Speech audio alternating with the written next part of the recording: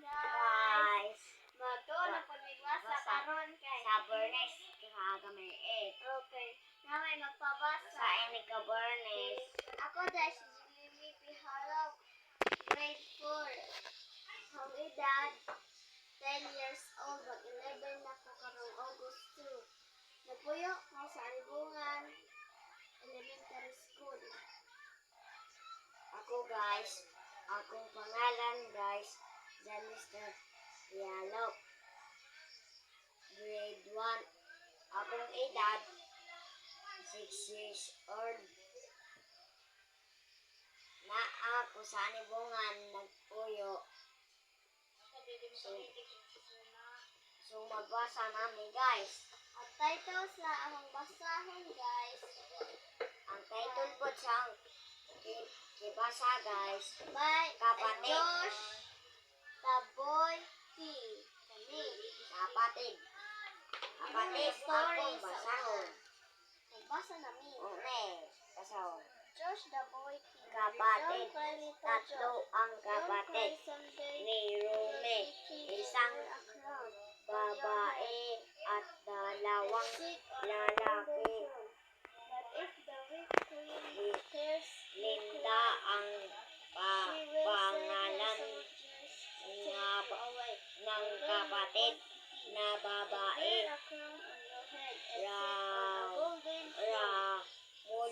Ramon at Raul ang Uncle Chico at Raul who was naman raised ang the temple. pangalan ng mga lalaki. In the bedroom of their temple rooms, Josh learned to walk. He learned to talk. The weak queen did not fight him. The boy Josh Aso grew at pusa. He stood a little Si beside the si bedroom Mira ay may aso at pusa. someone in the temple said, Ito "Go tell the ay weak queen." masasayang When the people ang had gone, pusa ay may laso. Ang aso ay may One evening, as Josh and Uncle laso. walked together in the temple, Ang Josh saw a laso hole in the ng temple pusa wall. Then he saw ay another hole and another. puti. Why the temple walls were full of Ang holes? The laso holes were ng made by the wicked as- sons. laso When the ng throw aso away parts of the walls to build a ay temple for puti their idols and rin. uncles to Ang prepare the ang house mata ng pusa ay much money, and there kulay is no money in the temple pula. treasure. Ang mata ng aso ay Thou shalt have no other gods kulay before me. Remember the kape Sabbath day to keep na it holy. ang Honor thy aso father at and pusa thy mother. Thou shalt not Ra steal. ay Josh loved to read the naglalaro. word of God. He loved God. Then in the day that Josh was 7, Uncle Ayo tabunin mo. took him Naong tira mo basa by the hand, led Si him out tatay on the temple naglaro porch, and ang stood mga him beside the bata. cross. Below the porch to one side were Damating singers, on the other trumpeters dumuting with silver trumpeters, a row of soldiers. dumating With spears si guarded tatay the many galing people were in the temple court with sa him. They watched trabaho. and prayed. Pagod siya. Uncle Jehu placed a scroll of the Si law, and Josh had a sinalubong king's crown upon his head. siya Then with a horn ng mga bata at on niya anointed kap king of kap the na trumpeters blew their silver trumpets. The pawi singers ang sang songs of praise. ang The people clapped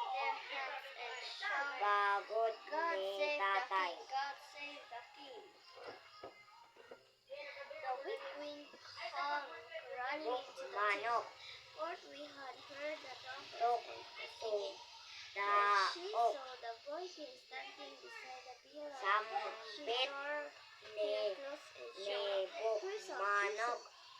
She commanded the Manok. soldiers to take the boy away. Sabon. The soldiers took her away. Sabon.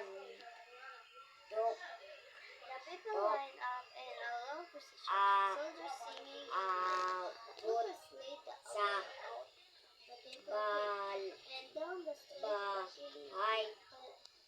palace. They killed the boy Bayan. King George. His Bayan. place would now Ang be his home. kaniyang Slowly, George walked up the palace. pagtilapok. He climbed the steps to the golden throne.